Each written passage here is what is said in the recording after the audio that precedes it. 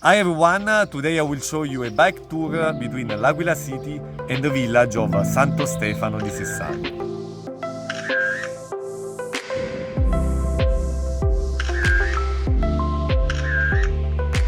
You will find all the details of the route in the video description.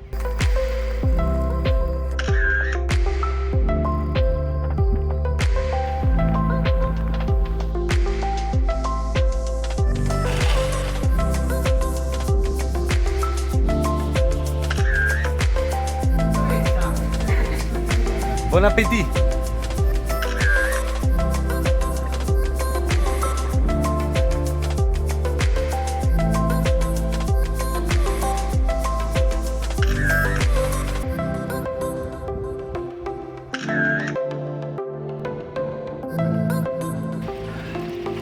And the best ending of a bike tour is having a meal with friends.